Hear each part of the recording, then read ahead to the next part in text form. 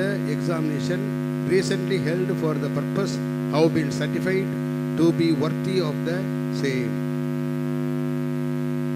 We invite the correspondent of our Vidya Vikas Education Institution to deliver the welcome address. Distinguished Chief Guest of this morning, the member of Legislative Assembly of Tamil Nadu from Tiruchengodu constituency, Engineer E.R. Easwaran sir, the guests who have come along with him, our managing trustees,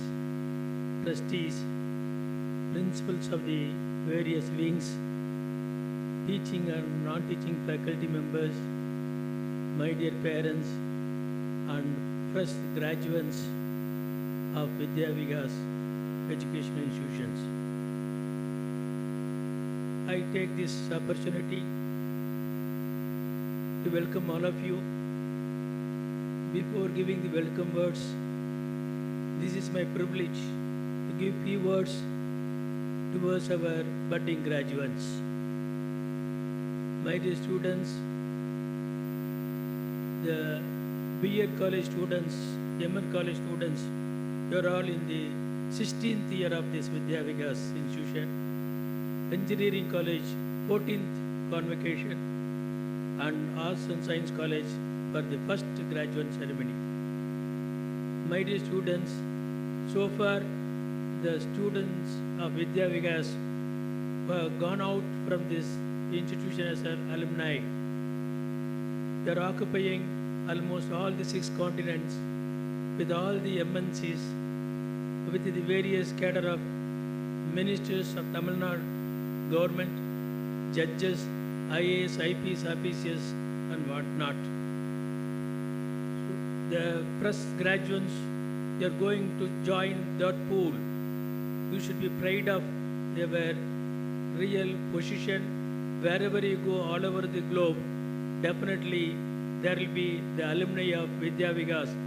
210,000 students who already passed out. They are ready to give you the boost all over the world.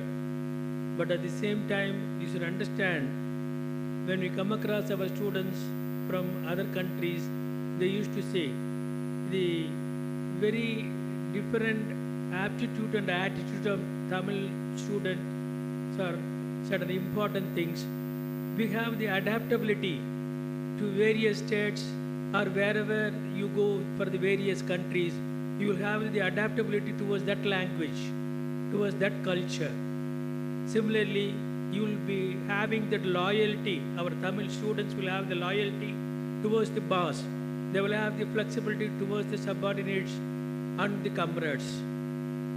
And similarly, wherever they go all over the world, our students will not forget the culture of Tamil Nadu, will not forget the family background from where they have come out. It's all the real features of our Tamil students. But at the same time, in the day-to-day digital world, the fresh graduates, you should have certain awareness of what are evils which are going to disturb you in the forthcoming years. My dear students, unless or otherwise, you have this strong discrimination which is to be followed, which is to be dispelled out. Definitely you will be put into some troubles.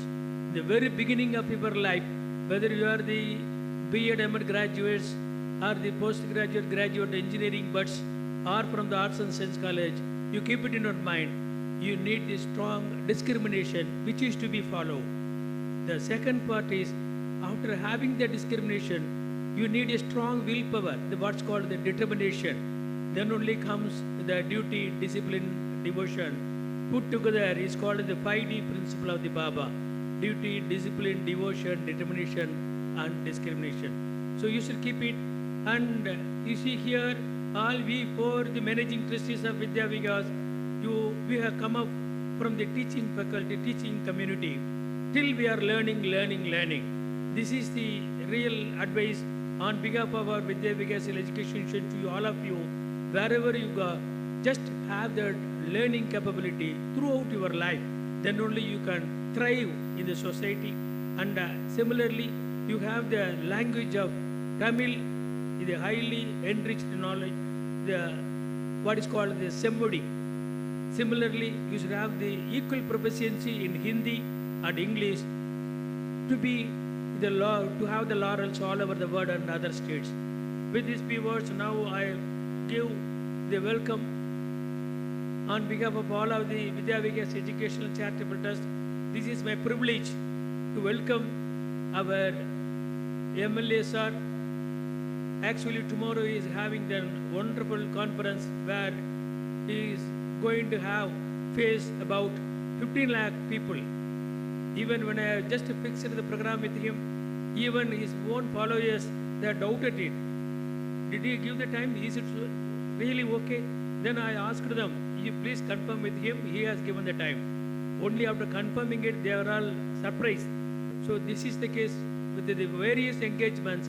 Our MLA made it a point to visit our institution. Actually, we thought of asking him last year itself, because last year, Madhivendan, the Honorable Forest Minister, being our student of Vidya Vikas, we were given the privilege for him first, and I requested him last year itself, our MLA Anna, don't mistake me, next year you will be the unique guest of Vidya Vikas.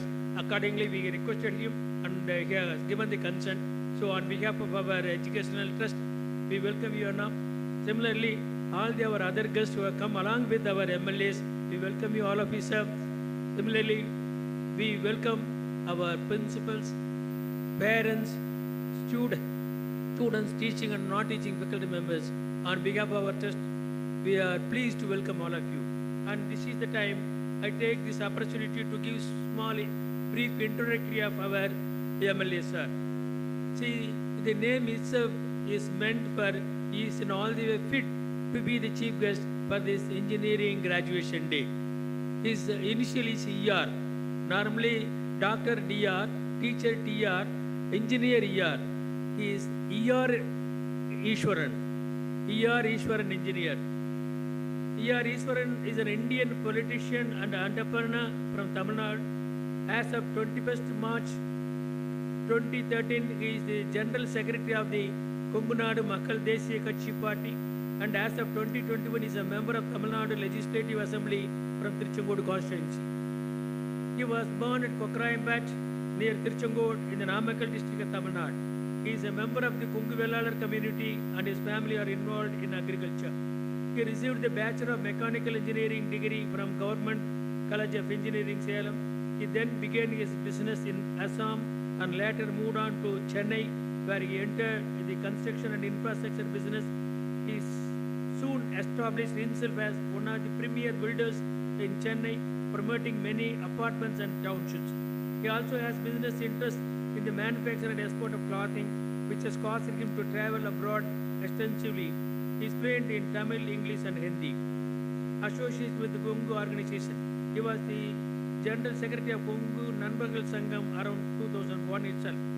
Political career. On 21st March 2013, he was one of the founders of Kongu Nadu Makkal Desiya Katchi and the General Secretary of the party. He is member of the Tamil Nadu Legislative Assembly from the Tiruchengodu constituency. The presence of KMDK in DMK-led alliance has worked in favor of the DMK. He won by a margin of 2,860 votes in Tiruchengodu. He contested the May 2009 Lok Sabha elections as a KMDK candidate from the Coimbatore also. He contested in many other works and proved to be the number one candidate wherever he has gone. Thank you all. In welcoming all of you, we are all so pleased. Thank you all once again.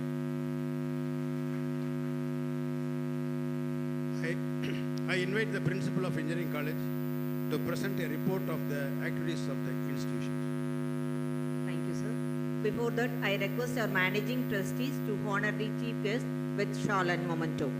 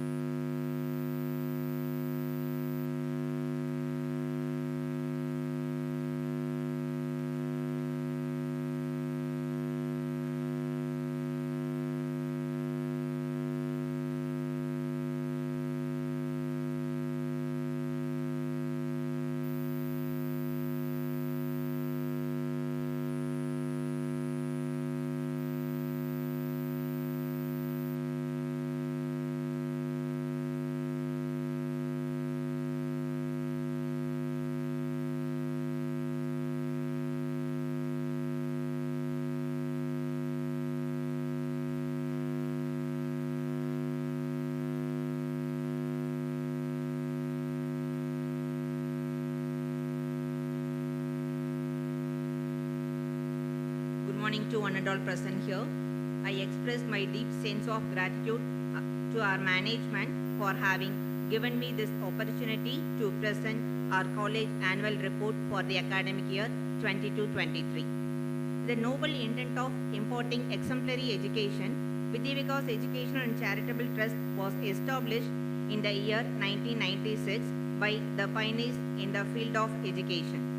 Since then, it was evolved into one of the major group of institutions in Tamil Nadu, with various schools and colleges imparting quality education to boys and girls belonging to all strata of society.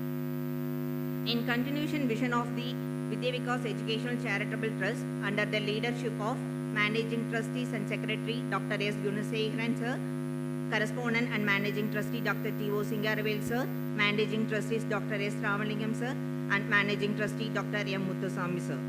Vidya Vikas College of Engineering and Technology was established in the year 2007 with initial intake of 240 students in 4 core branches in engineering and technology like computer science engineering, electronics and communication engineering, electrical and electronics engineering, mechanical engineering.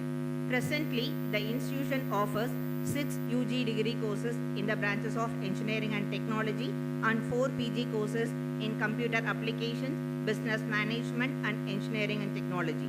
Currently, 513 students are studying in our institution. Our core values and activities are always in line with the visions of the institution towards 100% discipline, 100% distinction and 100% placements.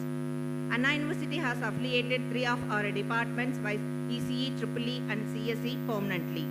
This year, newly added courses are BE Computer Science Engineering Cyber Security and BTech Artificial Intelligence and Data Science.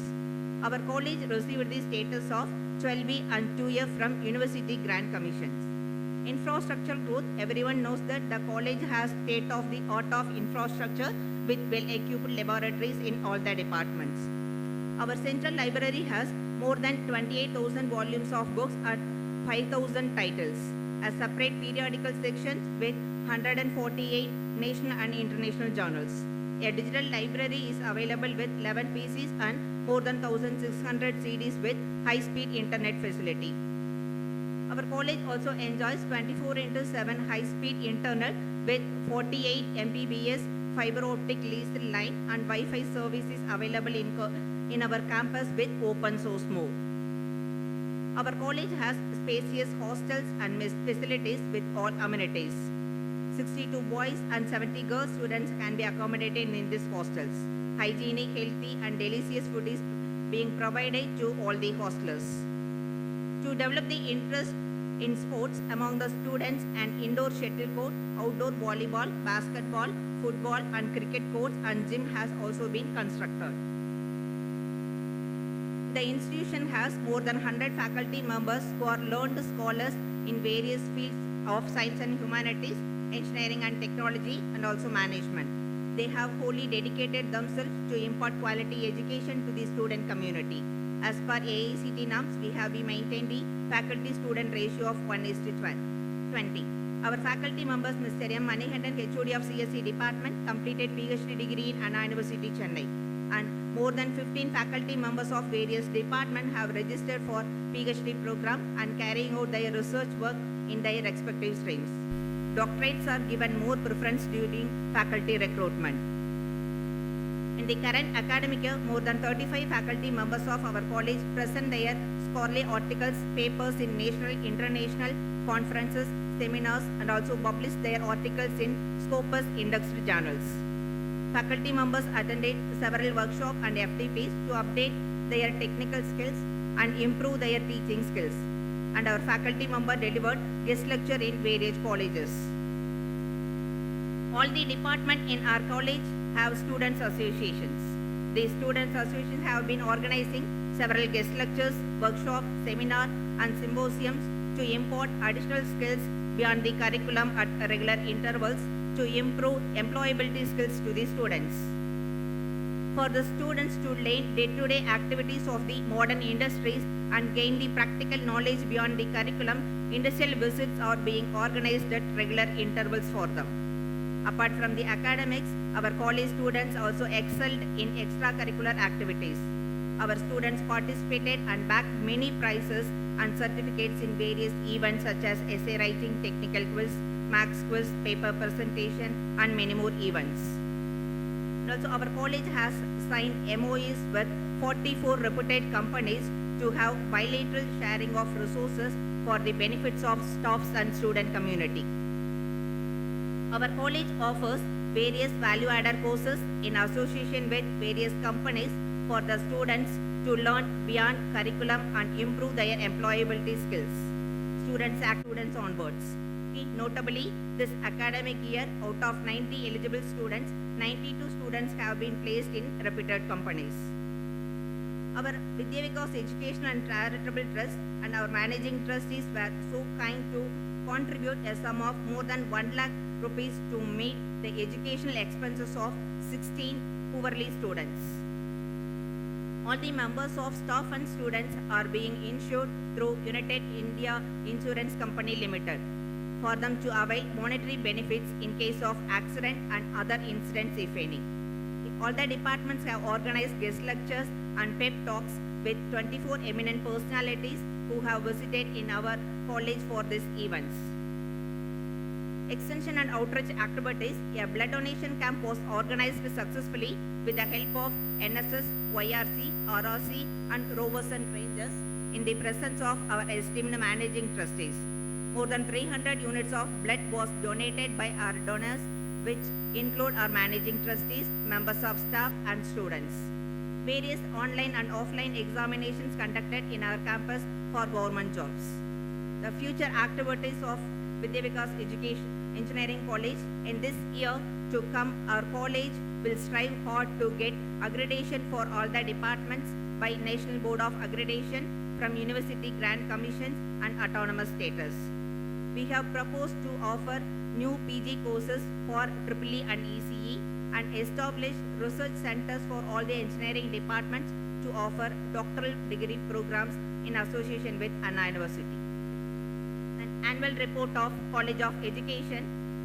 Our college is situated at a distance of 6 kilometers from Tiruchengood and Varhurambatti village on Tiruchengood-Erode Road since its perceptions in the 1995. Undergraduate and postgraduate students are well trained in our college through our dedicated team of faculty members and they graduated as B.Ed and M.Ed degree holders. After the successful completion of the courses, they are employed in high schools and higher secondary schools located in and around Tiruchengood and elsewhere. The academic activities, we are proud to say that some of our B.Ed and M.Ed students passed their degrees first class with distinction and many of our B.Ed and M.Ed students passed their degrees with first class. So a special mention must be made out the effective functionality of internal quality assurance cell which looks after the quality aspects of the education. Extension and outreach activities of the College of Education, our students are constantly encouraged to take up social responsibility and engaged in service-oriented activities. A remarkable feature of our college is conduct a citizenship camp. This camp was arranged for 5 days. First aid training, yoga activities and cleanliness drive were conducted as part of this camp. Unique practice. In our college, we have an earned while learning scheme in practice. Many students got benefited by this scheme. Faculty members' participation in FDPs. Our faculty members attended workshops, seminars, and faculty development programs, which helped them to a greater extent to update their teaching methodology. Annual report of Arts and Science College. Our college established in the academic year 2019-20 with 5 courses: BA English, BCom CA, BSc Mathematics, BSc Physics, BSc Chemistry. 2 new courses were added for the academic year 2021-22. We introduced PG courses MCom for the academic year 22-23. The program organized during the academic year 23-24 or first year inaugural function was conducted. Kamarajar Birthday was celebrated. Different competitions like speech, essay writing and drawing were conducted for the students and prizes were distributed. Onam festival was celebrated and some competitions also conducted. Teachers' Day was celebrated on 5/9/23. Our college students participated in different competitions organized by Tamil Department of Periyar University and Ramalingar Panimandram at Periyar University on 18/9/23. Our English department students participated LIT and Media Feast 23 at Mahendra Arts and Science College. Our student participated in Periyar University Intercollege Kabaddi tournament held at AVS College, Salem. Our college Rangers students participated in national level Rangers and Rovers Carnival held at Valgavi, Karnataka from 21/12 to 25/12 of 23. The conclusion, apart from learning subjects, our students also developed their overall personality and problem solving skills to meet challenges which they likely to face in their career. Our institution is working in a single mind to enrich talents of students community. We pray for a bright future to our final year outgoing students. We wish our students to emerge socially responsible citizens and raise their reputation of our college while they discharge their duties whenever they are employed. As a head of the institution, I record my sincere thanks to our esteemed managing trustees, dedicated HODs, learned faculty members and non-teaching staff members or their kind cooperation extended to put our institution on the track of development. I strongly believe that they will extend their fullest cooperation in forthcoming academic year as well for the robust growth of our institution. Thank you. Now I request our chief guest, Thiru E.R. Easwaran, to deliver the graduation address.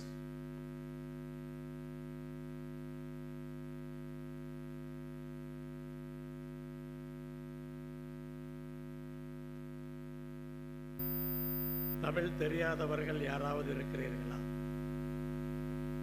கையை உயர்த்துங்கள். யாருக்காவது தமிழ் தெரியாதா? எல்லாத்துக்குமே தெரியுமா? தமிழ்லயே பேசலாமா?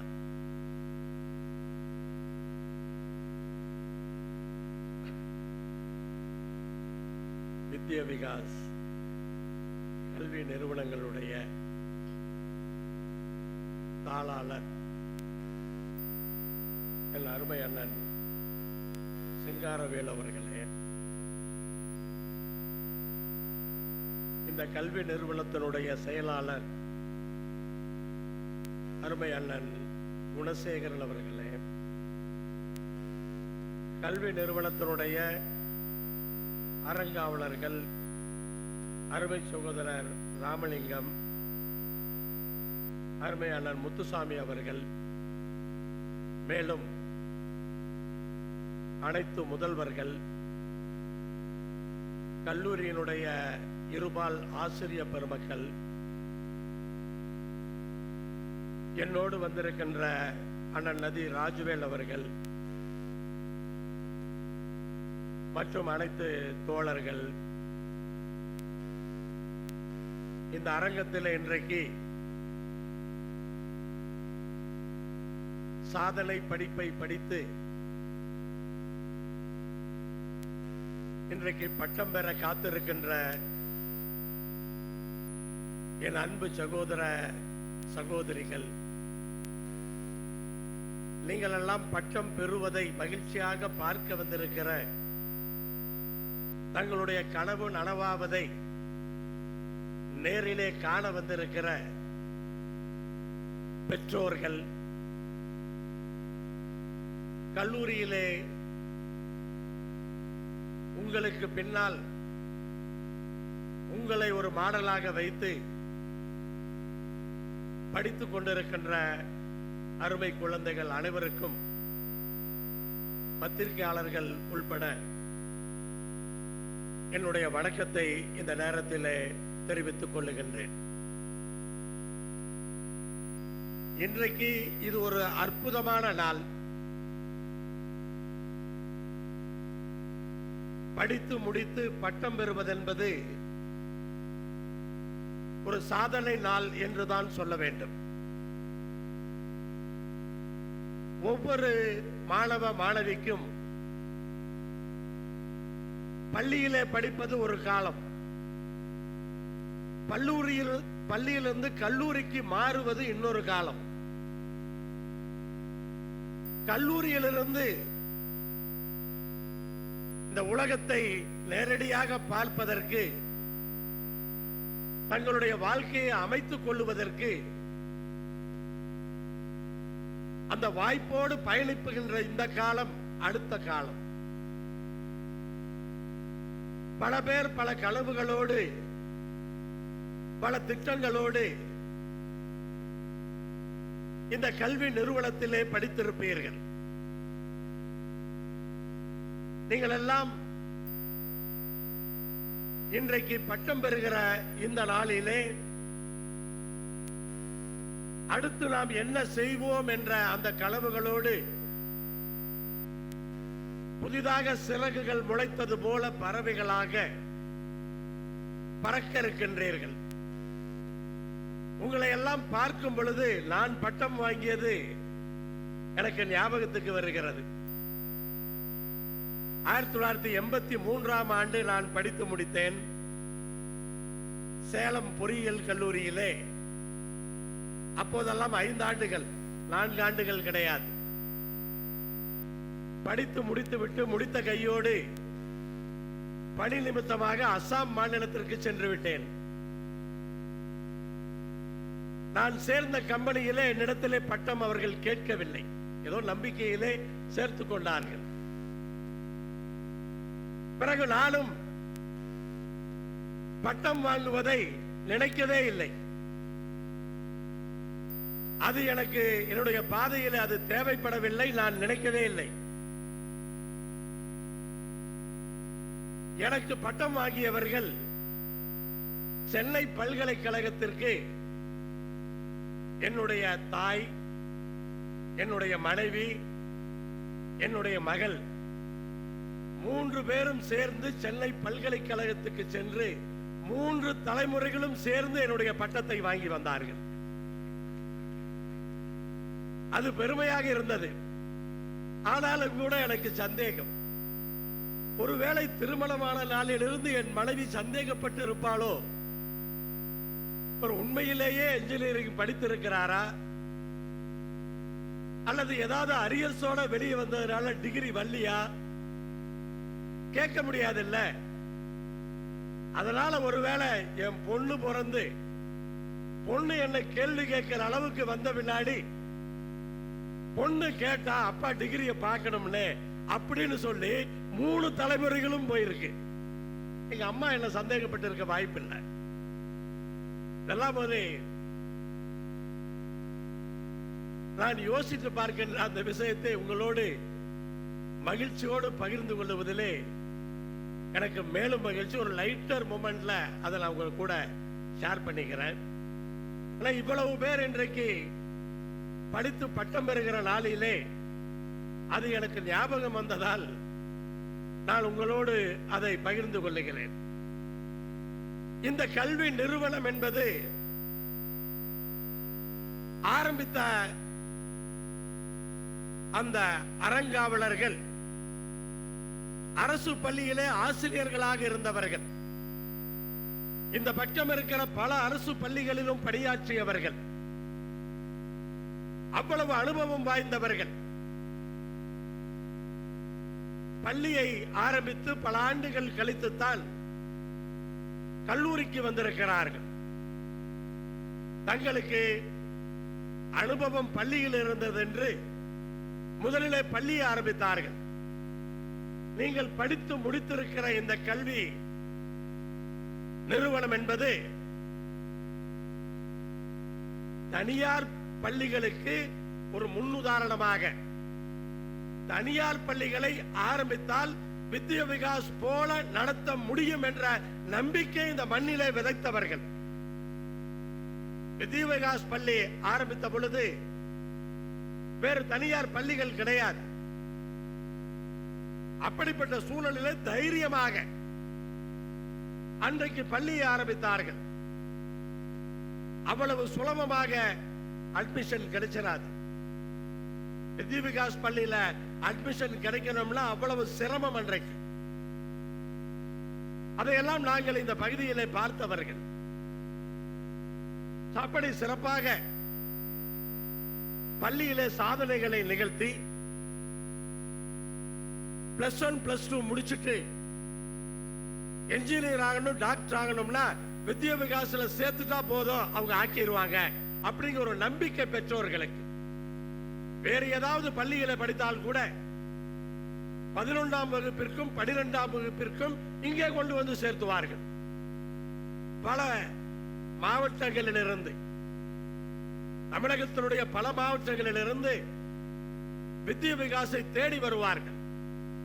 அப்படிப்பட்ட சிறப்புக்கு சொந்தமான கல்வி நிறுவனம் நீங்கள் இன்றைக்கு படித்து பட்டம் பெறுகிற அந்த நிறுவனம் என்ற பெருமையைத்தான் நான் உங்களோடு இந்த நேரத்தில் பகிர்ந்து கொள்ளுகிறேன். இன்றைக்கு பொறியியல் கல்லூரி, கலைக்கல்லூரி, கல்வியியல் கல்லூரி, இப்படி பல்வேறு பாடப்பிரிவுகளிலே இன்றைக்கு மாணவர்களை படிக்க வைத்து பட்டதாரிகளாக உருவாக்கி கொண்டிருக்கிறார்கள். இன்றைக்கும் கல்லூரியை, பொறியியல் கல்லூரியை நடத்துகிறார்கள் என்று சொன்னால் அதுவே ஒரு பெரிய சாதனை. இடையில் அடுத்த சுனாமியிலே தமிழ்நாட்டிலே பல கல்லூரிகள் காணாமல் போய்விட்டது, பல கல்லூரிகள் மூடப்பட்டு விட்டன. இருந்தாலும் வித்யா விகாஸ் பொறியியல் கல்லூரி தொடர்ந்து நடக்கிறது என்று சொன்னால் அதுவே ஒரு பெரிய திறமையாக, சாதனையாக நான் பார்க்கின்றேன். அப்படி இருந்த கால் நானெல்லாம் பொறியியல் கல்லூரிக்கு செல்லும் பொழுது மொத்தமே தமிழ்நாட்டிலே 8 கல்லூரிகள் தான். 1978 நான் பொறியியல் கல்லூரியிலே, சேலம் அரசு பொறியியல் கல்லூரியிலே சேர்ந்தேன். அன்றைக்கு தமிழகத்திலே மொத்தமே 8 கல்லூரிகள் தான். மொத்த ஸ்ட்ரென்த் அன்னைக்கு 960 தான். 960 தான் போட்டி போட்டு சீட்டு வாங்கணும். ஆனா இன்னைக்கு 2 லட்சத்தை தாண்டி பொறியியல் இடங்கள் தமிழ்நாட்டிலே இருக்கின்றன. ஆனா எல்லாம் ஃபில் ஆகிறது இல்லை. அதனாலேயே பல கல்லூரிகள் மூடப்பட்டன. ஆனா எப்படிப்பட்ட ஒரு கல்லூரியிலே நீங்கள் படித்திருக்கிறீர்கள் என்ற அந்த உணர்வு உங்களுக்கு வர வேண்டும் என்பதற்காகத்தான் இதை நான் குறிப்பிட்ட இந்த நேரத்திலே சொல்லுகின்றேன். அதே போல இன்றைக்கு உங்களை இந்த கல்லூரியிலே படிக்க வைத்து உங்களை பட்டதாரிகளாக உருவாக்குவதற்கு கல்லூரியினுடைய முதல்வரும் ஆசிரியர்களும் எவ்வளவு பாடுபட்டிருப்பார்கள் என்பதை யோசித்து பார்க்கின்றேன். அவர்களுக்கெல்லாம் பெருமையாக இருக்கும். ஒரு ஆசிரியர் நல்ல ஆசிரியர் என்றால் அவர் ஏதாவது சாதித்து அந்த பட்டத்தை வாங்க முடியுமா? அந்த பெருமையை அவர் சேர்த்துக் கொள்ள முடியுமா? மாணவ மாணவிகள் நன்றாக படித்து சிறந்தவர்களாக இருந்தால் அவர்கள் சிறந்த ஆசிரியர்கள். இப்படி ஒரு அவர்கள் சிறந்தவர்களாக இருந்தால் மட்டும் போதாது. அவர்கள் சொல்லிக் கொடுக்கின்ற பாடம் மாணவ மாணவிகளுக்கு புரிந்து நீங்கள் சாதனைகளை நிகழ்த்தினால்தான் அவர்களுக்கு பெருமை. அப்படி ஆசிரியர்கள் அனைத்து மாணவ மாணவிகளையும் சரிசமமாக பார்த்து இன்றைக்கு உங்களை எல்லாம் ஆளாக்கி இந்த மண்ணிலே அடுத்த குடும்பத்தினுடைய தலைவர்களாக உருவாக போகிறவர்கள் நீங்கள். அப்படிப்பட்டவர்களை உருவாக்கி இருக்கிறார்கள். அந்த ஆசிரியர்களை என்றைக்குமே மறக்க கூடாது. பள்ளி ஆசிரியராக இருந்தாலும் கல்லூரி ஆசிரியராக இருந்தாலும் நம்முடைய வாழ்க்கையை செப்பனிட்டவர்கள், நம்முடைய வாழ்க்கை பயணத்தினுடைய திசையை நமக்கு காட்டியவர்கள். மாணவ மாணவிகளிடத்திலே பல திறமைகள் இருக்கலாம், அது நமக்கு தெரியாது, நம்முடைய பெற்றோர்களுக்கு தெரியாது, ஆனால் ஆசிரியர்களுக்கு தெரியும். பெற்றோர்களுக்கு தெரியாதது கூட ஆசிரியர்களுக்கு தெரியும். அப்ப ஆசிரியர்கள் சொல்லுவதை நாம் மறுக்காமல் கேட்க வேண்டும். படிக்கின்ற காலத்திலே ஆசிரியர்கள் சொல்லுவது பல நேரங்களிலே நமக்கு பிடிக்காது, அது கசப்பான மருந்தை போலதான். ஆனால் பிற்காலத்திலே ஒரு நாள் யோசித்து பார்ப்போம், அந்த ஆசிரியர் சொன்னதை நான் கேட்டிருந்தால் என்னுடைய நிலைமை இன்றைக்கு வேறு. அன்னைக்கு என்ன பண்ண முடியும்? அல்ல, படிக்கின்ற அந்த நாளிலே ஆசிரியர்கள் அவ்வளவு தியாகத்தை செய்யக்கூடியவர்களாக அவர்கள் இருக்கிறார்கள். அதே போல நம்முடைய பெற்றோர்கள், தாயும் தந்தையும், நம்முடைய தாயும் தந்தையும் எந்த விதமான பிரதிபலனும் எதிர்பார்க்காமல் நமக்காக கடுமையாக உழைத்து நம்முடைய வாழ்வு மேம்பட வேண்டும் என்பதற்காக வித்யா விகாஸ் போன்ற கல்வி நிறுவனங்களிலே சேர்த்து படிக்க வேண்டும் என்ற அந்த கனவை உங்களை வைத்து நனவாக்கி இருக்கிறார்கள். பல பெற்றோர்கள் அதிலே குறையும் உண்டு. தாங்கள் நினைத்ததை, தாங்கள் செய்ய முடியாததை தன்னுடைய வாரிசுகளை வைத்து செய்ய நினைப்பது, வாரிசுகளுடைய ஆர்வத்தை, ஆசையை கேட்பதிலே தவற விடுவார்கள். ஆனால் எது எப்படி இருந்தாலும் தங்களுடைய பிள்ளைகள் நன்றாக இருக்க வேண்டும் என்று விரும்பக்கூடியவர்கள். அதை தவிர அவங்களுக்கு என்ன வேலை இருக்கு சொல்லுங்க? பெற்றோர்களுக்கு நம்மை நல்வழிப்படுத்துவதை தவிர வேற என்ன வேலை இருக்கிறது? அல்ல, பெற்றோர்களுக்கான கடமைகளை அந்த பெற்றோர்களுக்கு நாம் விட வேண்டும். அந்த உரிமையும் அவர்களுக்கு இருக்கிறது. நம்மை நல்வழிப்படுத்துகின்ற அந்த தேவை அவர்களுக்கு இருக்கிறது. நாம் அதை புரிந்து கொள்ள வேண்டும். அப்ப நம்முடைய பெற்றோர்கள் நமக்காக எவ்வளவு தியாகத்தை அர்ப்பணிப்போடு செய்திருப்பார்கள், அதையும் நாம் யோசித்து பார்க்க வேண்டும். இப்படி எல்லாம் பார்த்தாலும் கூட வாழ்க்கையிலே முன்னேறுவதற்கு நாம் தான் உழைத்தாக வேண்டும், நாம் தான் யோசித்தாக வேண்டும். நாம் எப்படிப்பட்டவர்களாக இருக்க வேண்டும்?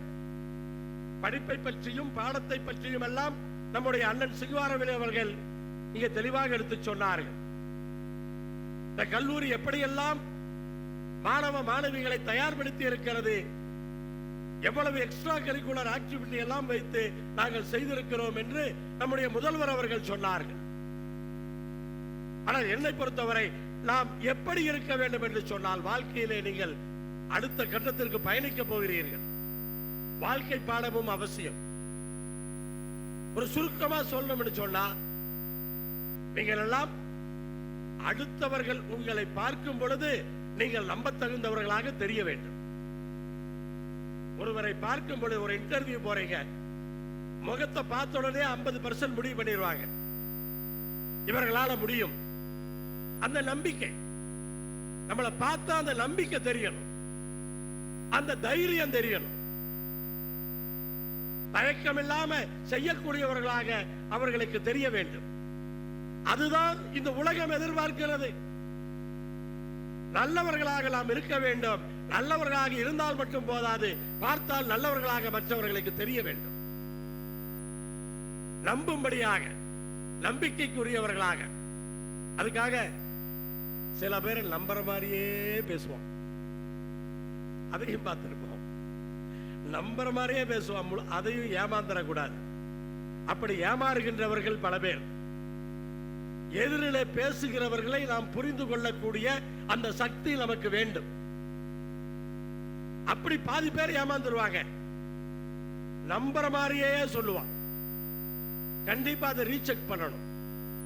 எந்த ஒரு விஷயமாக இருந்தாலும் அதை மறுபடியும் ஒரு ரீசெக் பண்ணாம நம்ம நம்பிவிடக் கூடாது.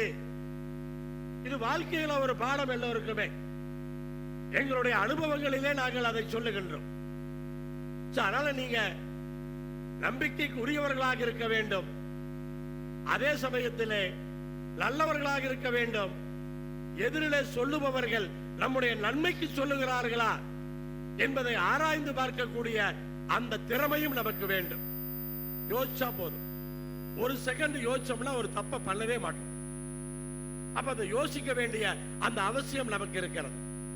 தவறு செய்த பின்னால் அல்லது கோபப்பட்ட பின்னால் பின்னாடி யோசிச்சு பார்த்தோம்னா, அந்த ஒரு நிமிஷம் நம்ம கோபப்படாம இருந்தா என்னுடைய வாழ்க்கையே வேற மாதிரி மாறி இருக்கும். அப்படி யோசிப்பவர்கள் பல பேர். யாரு நல்லவர்கள்? 100% நல்லவர்களை எங்கேயாவது போய் பார்க்க முடியுமா?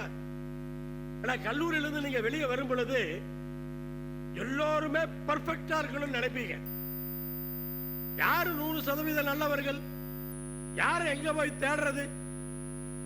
ஆனால் எந்த ஒரு மனிதனாக இருந்தாலும் அவர்களிடத்திலே நல்லவையும் இருக்கும், கெட்டவையும் இருக்கும். ஒரு மனிதன் 51% நல்லவனாக இருந்தால் அவன் நல்லவன். 100% நல்லவனை பார்க்க முடியாது. இவ்வளவுதான், வேற ஸ்கேல் அதுக்கு வேற எதுவுமே கிடையாது. 51% நல்லவனாக இருந்தால் நல்லவன், அப்படிதான் எடுத்துக்க முடியும். இப்படி பல்வேறு விஷயங்களை, வாழ்க்கைக்கு தேவையான விஷயங்களை நீங்கள் எல்லாம் இந்த கல்லூரி படிப்போடு மற்றவற்றையும் நீங்கள் எடுத்து செல்ல வேண்டும். அதே சமயத்தில் பார்த்தீங்கன்னு சொன்னா வாய்ப்புகள், இதெல்லாம் நீங்க வாய்ப்புகள் எப்படி வருதோ அந்த வாய்ப்புகளை தேடணும். அது ஒரு தேடல். வாய்ப்பு நம்மளை தேடி தேடி வராது, நம்ம தான் வாய்ப்பை தேடணும். அப்படி வாய்ப்பை தேடும் பொழுது, வாய்ப்பு கிடைக்கும் பொழுது பயன்படுத்திக் கொள்ள வேண்டும். அப்படி பாதி பேர் கிடைத்த வாய்ப்பை பயன்படுத்தாமல் தவறவிட்டவர்கள் பல பேர். வாய்ப்பு வரும் பொழுது அதை பிடித்துக் கொள்ள வேண்டும். அந்த வாய்ப்பை பயன்படுத்தாமல் விட்டால் பிற்காலத்திலே வருத்தப்படுவார்கள். வாழ்க்கையில பல பேர் 20 ஆண்டுகள் கழித்து கூட வருத்தப்படுபவர்கள் இருக்கிறார்கள். அன்றைக்கு மட்டும் எனக்கு வந்த வாய்ப்பை நான் பயன்படுத்தி இருந்தால் என்னுடைய நிலைமை இன்றைக்கு வேறு என்று நினைப்பவர்கள். அப்ப ஒரு வாய்ப்பு வருகிறது என்று சொன்னால், நம்மால் முடிவெடுக்க முடியவில்லை என்றால் நண்பர்களிடத்திலே கேட்க வேண்டும், நம்முடைய ஆசிரியர்களிடத்திலே கேட்க வேண்டும். கண்டிப்பாக ஒவ்வொரு மாணவ மாணவிக்கும் மென்டர் என்று யாராவது இருக்க வேண்டும். ஆசிரியர்களோ அல்லது தாயோ அல்லது தகப்பனோ யாராவது தெரிந்தவர்களோ, ஏன்னா எல்லாத்தையுமே நம்ம முடிவெடுத்துட முடியாது. மென்டர் அப்படின்னு சொல்லி யாரோ ஒருத்தர் இருக்கணும். எந்த ஒரு பிரச்சனையாக இருந்தாலும் அவர்களிடத்திலே தெளிவுபடுத்தக்கூடிய அந்த வாய்ப்பு நமக்கு இருக்க வேண்டும். ஆனால் இப்படி பல்வேறு விஷயங்களை, வாழ்க்கைங்கிறது கல்லூரி படிப்பு போல அல்ல, சிரமமும் அல்ல. யாரும் நீங்க பயப்பட வேண்டிய அவசியம் கிடையாது. வாய்ப்புகளை சரியாக பயன்படுத்திக் கொண்டோம் என்று சொன்னால், நாம் தூய்மையாக இருந்தோம் என்று சொன்னால் தைரியமாக சந்திக்க முடியும். நீங்கள் அதிகாரிகளானாலும் சரி, அல்லது யாராவது நாளை அரசியலுக்கு வந்தாலும் சரி, தூய்மையாக இருக்க வேண்டும், நேர்மையாக இருக்க வேண்டும். அதுதான் உங்களை வாழ்க்கையில முன்னேற்றம். மற்றபடி தூய்மை இல்லாமல் நேர்மை இல்லாமல் இருந்தால் அது ஒரு குறுகிய கால மகிழ்ச்சியாக இருக்கும். அந்த மகிழ்ச்சி நீடிக்காது. அதையெல்லாம் நாம் கவனத்தில், இன்றைக்கு எப்படி நீங்கள் இருக்கிறீர்களோ அப்படித்தான் வாழ்க்கையிலும் நேர்மையாக இருக்க வேண்டும். கல்லூரியை விட்டு செல்லும் பொழுது எல்லோருமே நேர்மையானவர்கள் தான், தவறானவர்கள் யாருமே கிடையாது. ஆனால் அதற்கு பின்னால் வருகிற சூழல், அதே போல தயக்கம். தயக்கம்ங்கிறது நமக்கு ஒரு பெரிய வியாதி. தயக்கம் தான் பெரிய வியாதி. நீங்க எல்லாம் பல பேர் சொல்லி கேள்விப்பட்டிருப்பீங்க. அங்க 3 சந்திர மண்டலத்துக்கு முதலாக காலடி எடுத்து வைத்த பொழுது முதல் பைலட் ஆள் என்று சொல்றாங்க, காலை வெயின்னு சொல்லி. அவன் அந்த ஒரு செகண்ட் கூட இல்ல, லேசா தயங்குறான். அடுத்த ஆம்ஸ்ட்ராங் காலை வச்சிட்டான். ஆம்ஸ்ட்ராங்குக்கு அந்த வாய்ப்பே கிடையாது. தயக்கம் இல்லாமல் டக்குனு காலை வச்ச உடனே நிலவிலே கால் வைத்த முதல் மனிதன் ஆம்ஸ்ட்ராங் என்று சாதனையாளராக மாறி போனால் வரலாற்றிலே பெயர் எடுத்தான். தயக்கத்துக்கு இதை விட பெரிய உதாரணம் சொல்லவே முடியாது. அப்படி வாய்ப்பு கிடைக்கும் பொழுது தயங்காமல், என்ன தயக்கம் நமக்கு? ஒரு உதாரணத்துக்கு சொல்றேன். இப்ப ஆங்கிலம் பேசுவது என்பது தயங்க வேண்டிய அவசியமே கிடையாது. நான் தொழிலுக்காக அப்பேரல் கார்மெண்ட் எக்ஸ்போர்ட்ஸ் பண்றதுனால பல நாடுகளுக்கு பயணிச்சிருக்கேன். பல நாடுகளில் இருக்கிற கஸ்டமருக்கு நாங்க இன்னும் கார்மெண்ட் சேல் பண்றோம், எக்ஸ்போர்ட் பண்றோம். அப்படி பல பையர்கள் வர்றாங்க. அதே போல நாங்களும் போறோம். போகும்போது நீங்க பாத்தீங்கன்னா ஆஸ்திரேலியாவில் இங்கிலீஷே தெரியாதுங்க, ஆஸ்திரேலியாவில் ஆங்கிலமே தெரியாது. பேசுவோம், கிராமரே இருக்காது. ஏன் அமெரிக்கன் இங்கிலீஷே தனியது. அமெரிக்காவில் இருக்கிற அவன் நம்ம மாதிரி இங்கிலீஷ் பேசுறது கிடையாது. ஏன் ஆங்கிலம் பிறந்த யூகேல, லண்டன்ல நம்மளை போல ஆங்கிலம் பேசுறதுக்கு அங்கேயும் எவ்வளவு இல்லை. இப்படிதான் நம்ம ஆங்கிலம் பேசுறப்ப அந்த கிராமரை அப்படி கிராமரை யோசிச்சு நம்ம பேச்சு கொஞ்சம் லேசா தயங்கும். ஆனா எவனும் கிராமரை பத்தி கவலைப்படுறதே கிடையாது. அப்படியே அடிச்சு விடுறான். பாப்போம் நம்ம. அப்ப ஆஸ்திரேலியாவில் இருக்கிறவன், அமெரிக்காவில் இருக்கிறவன், லண்டன்ல இருக்கிறவன், அவனை விட நீங்க எல்லாம் சிறப்பான ஆங்கிலம் பேசுறீங்க. நமக்கு என்ன தயக்கம்? கண்ணை மூடிட்டு பேசலாம். நீங்க அவ்வளவு திறமையானவர்கள். ஆனா அந்த தயக்கம் அப்படிங்கிறதுக்கு ஒரு உதாரணமா சொல்றேன். தயக்கம் அப்படிங்கறது இதுதான், வேற ஒண்ணும் இல்ல. அந்த கான்பிடன்ஸ் இல்ல, அந்த தைரியம் இல்ல. அப்படி அல்ல, உலகம் அப்படி அல்ல. நம்மை விட அறிவுள்ளவர்கள், நம்மை விட தெரிந்தவர்கள் யாருமே இல்லை அப்படிங்கிற அந்த இருமாப்போடு நாம் களத்திற்கு செல்ல வேண்டும். அப்படிப்பட்ட ஒரு கல்வி நிறுவனத்திலே நீங்கள் படித்திருக்கிறீர்கள். அப்படிப்பட்ட ஆசிரியர்கள் உங்களுக்கு பயிற்சி கொடுத்திருக்கிறார்கள். அதையெல்லாம் நீங்கள் இன்றைக்கு மனதிலே வைத்துக் கொண்டு நீங்க பல விஷயங்களை வாழ்க்கையிலும் தயாராகிக்கணும். அதுக்குதான் நான் படிப்பை தாண்டி நீங்க இனிமேல் சந்திக்க போற விஷயங்கள் இவை.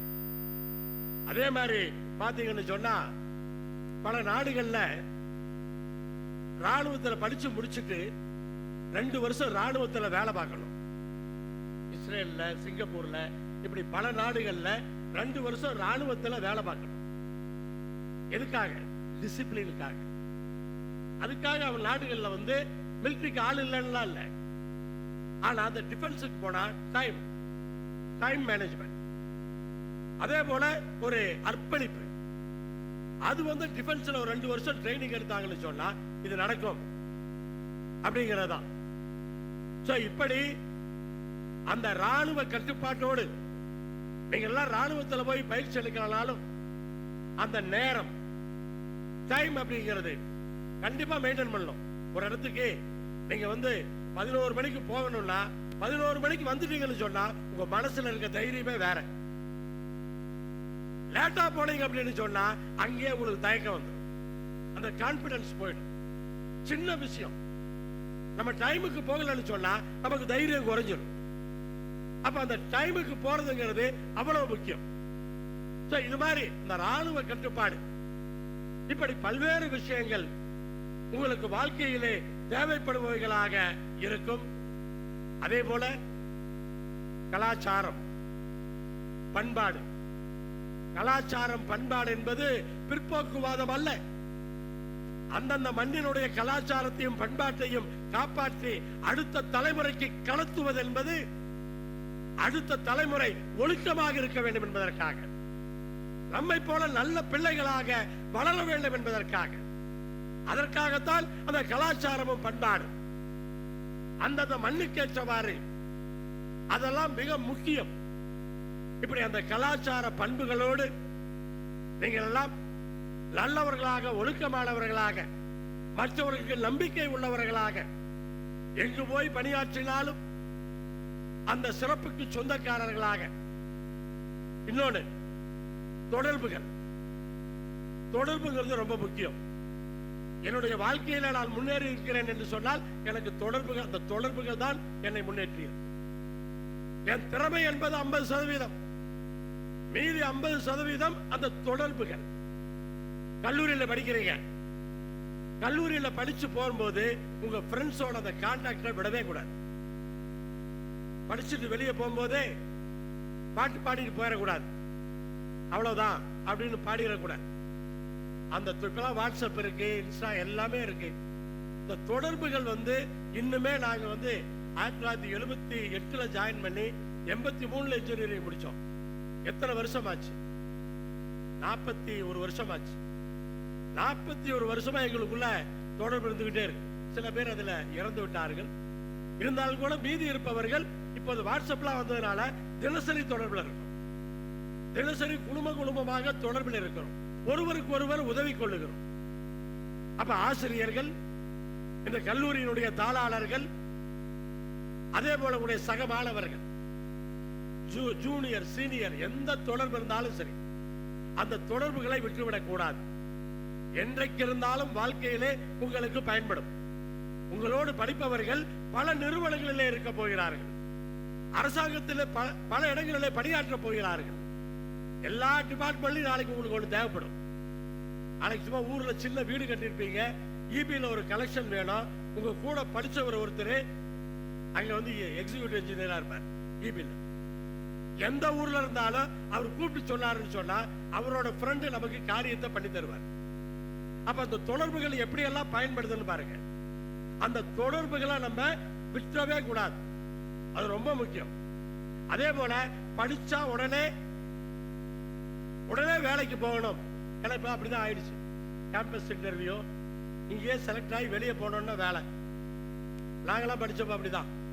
படிச்சு முடிச்சு வெளியே வர்றப்பவே எக்ஸாம் எழுதி அடுத்த நாள் ஜாப்ல ஜாயின் பண்ணவங்களா இருக்காங்க. கிளாஸ்மேட் சிவில் இன்ஜினியரிங் படிச்சவங்க எல்லாம் எக்ஸாம் முடிஞ்சு அடுத்த நாள், ஏன்னா அவ்வளவு ஷார்டேஜ், அடுத்த நாள் ஜேஇயா ஜாயின் பண்ணிட்டாங்க. ரிசல்ட் வந்து பாஸ் பண்ணா ஏஇ. இப்படிதான் அன்னைக்கு இருந்தது. இன்னைக்கு நிலைமை அப்படி இல்லை. வேலையை தேடணும் என்று சொன்னாலும் அதே சமயத்தில் ஒன்றை மட்டும் புரிந்து கொள்ளுங்கள், நிறைய சிவில் சர்வீசஸ் இருக்கு, யூபிஎஸ்சி இருக்கு, டிஎன்பிஎஸ்சி இருக்கு. அதெல்லாம் 2 வருஷம் முயற்சி பண்ணுங்க. நீங்க இன்னைக்கு தமிழ்நாட்டில் பாத்தீங்கன்னா பீகாரை சார்ந்த ஐஏஎஸ் ஐபிஎஸ் அதிகாரிகள் தான் அதிகமா இருக்காங்க. நம்மளை விட பீகார்கார அறிவுள்ளவனா, நம்மளை விட சிறப்பா படிச்சவனா? அப்படி கிடையாது. நீங்க பாத்தீங்கன்னா கிளாஸ்ல கடைசி பெஞ்சில் நம்ம கூட படிச்சவன் ஐஏஎஸ் ஆயிடுவான், ஐபிஎஸ் ஆயிடுவான், பெரிய அளவுக்கு போயிடுவான். அதுக்காக முதல் பெஞ்சில் படிச்சவங்களுக்கு திறமை இல்லைன்னு அர்த்தம் அல்ல. நம்ம என்ன பண்றோம், முதல்ல நமக்கு தான் வேலை கிடைக்கும். இன்ஜினியரா டாக்டரா ஒரு வேலை கிடைச்சோன்னு போய் ஜாயின் பண்ணிடுவோம். பின்னாடி இருக்கவனுக்கு கிடைக்காது. இப்ப நாமக்கல் மாவட்டம் இருக்கு, பொள்ளாச்சி இருக்கு. நான் பல நாடுகளுக்கு போறப்ப அங்கங்க இருக்கிற நம்ம ஆட்களை சேர்த்து ஒரு கூட்டம் நடத்துவது உண்டு. ஒரு 200 பேர் 250 பேர் எந்த நாட்டுக்கு போனாலும் எந்த ஊருக்கு போனாலும் வருவாங்க. அப்படி உட்கார்ந்து இருக்கப்ப நீங்க எல்லாம் தமிழ்நாட்டுல எந்த மாவட்டத்தை சார்ந்தவர்கள் கேட்டா நாமக்கல்ல சார்ந்தவங்க தான் அதுல அதிகமா இருப்பாங்க. நாமக்கல் என்ன காரணம்னா இங்க தண்ணி கிடையாது. இப்ப பொள்ளாச்சியில தண்ணி நல்லா இருக்கு, பொள்ளாச்சியில விவசாயம் நல்லா பண்ண முடியும். அதனால அவங்க வெளியூர் போகல. நாமக்கல்ல வேற வழியே கிடையாது, பொழைக்கிறதுக்காக ஏதாவது பணிதாகணும். அப்படித்தான் கல்லூரியிலே சரியாக படிக்காதவர்கள் அவர்கள் வெளியில சென்று வாழ்க்கைக்காக பல முயற்சிகளை செய்கிறார்கள். அப்படி செய்யும் பொழுது அவர்கள் முன்னேறி விடுகிறார்கள். நாளைக்கு ஒரு ஐஏஎஸ் அதிகாரி சொன்னா பொறியாளர்கள் அல்லது அதிகாரிகள் ஆயிரக்கணக்கான பேத்துக்கு அவங்க தான் பாஸ்.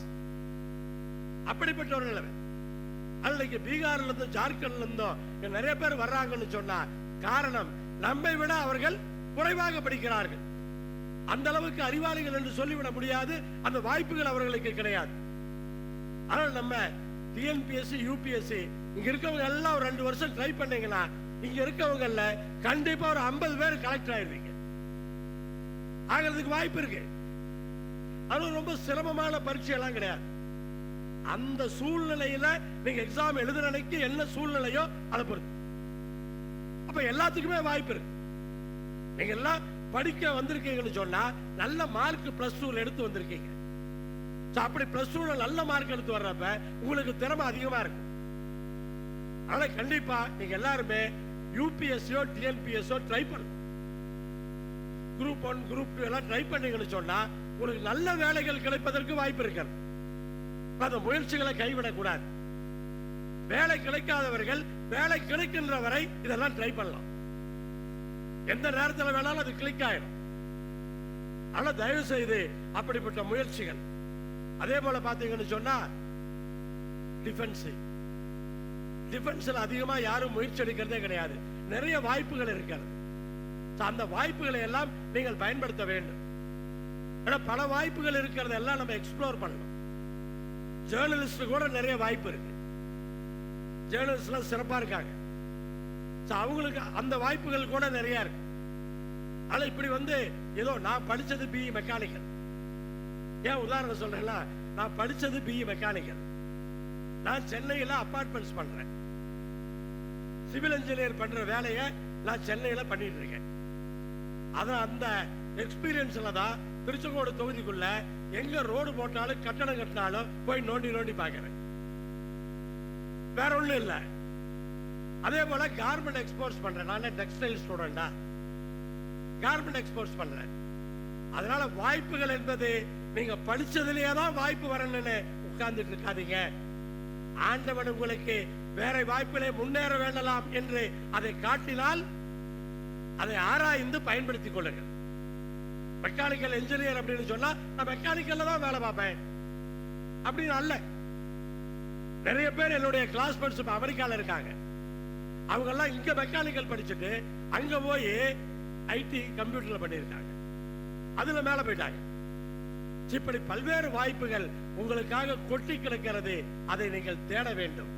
அந்த தேடல் தான் உங்களை வாழ்க்கையிலே முன்னேற்றம் என்று சொல்லி இந்த நேரத்திலே படித்து பட்டம் வாங்கி இன்றைக்கு பறக்க இருக்கின்ற அத்துணை மாணவ மாணவிகளுக்கும் இந்த நேரத்திலே என் நெஞ்சார்ந்த பாராட்டுக்களை இந்த நேரத்திலே தெரிவித்துக் கொள்கின்றேன். அதே போல நம்முடைய கல்லூரியினுடைய தாளாளர்களுக்கும் நம்முடைய ஆசிரியர்களுக்கும் இந்த நேரத்திலே பாராட்டுக்களை தெரிவித்து எனக்கு இந்த வாய்ப்பு கொடுக்கப்பட்டிருப்பதை மிக மகிழ்ச்சியோடு பெருமையோடு உங்களோடு சில கருத்துக்களை பகிர்ந்து கொள்வதற்கு இந்த வாய்ப்பை பயன்படுத்தினேன் என்ற அந்த நிம்மதியோடு விடைபெறுகிறேன். நன்றி, வணக்கம்.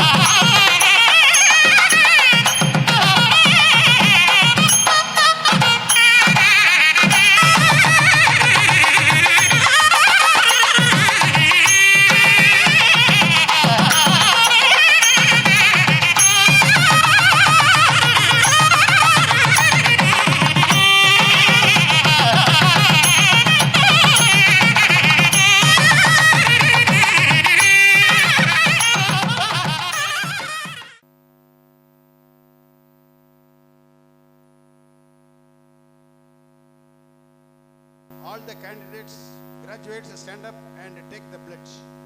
Our correspondent and managing trustee, Dr. T.O. Singaravel, will administer the pledge. Please, all of you stand up to take the pledge. All the graduates are requested to stand up and be silent.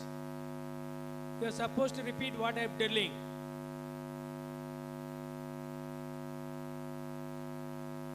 We shall,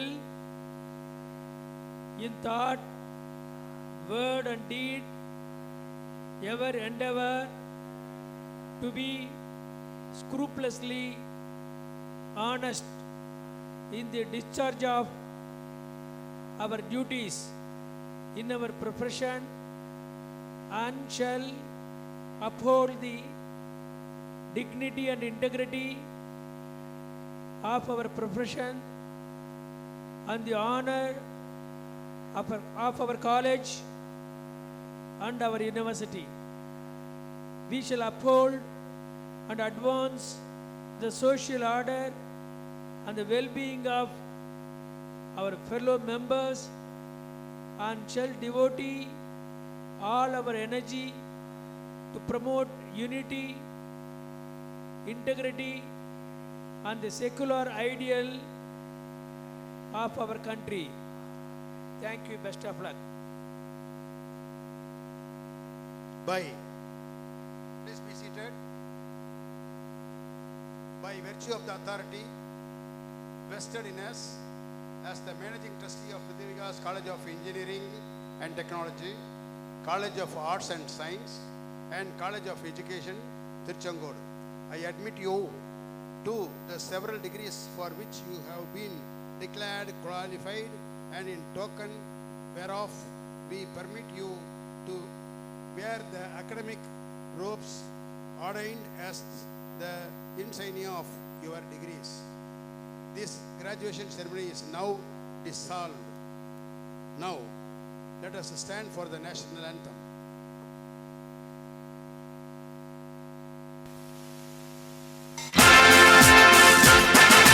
Jana Gana मन अधिनायक जय हे भारत भाग्य विधाता। पंजाब सिंध गुजरात मराठा द्राविड़ उत्कल बंगा, विंध्य हिमाचल यमुना गंगा उच्छल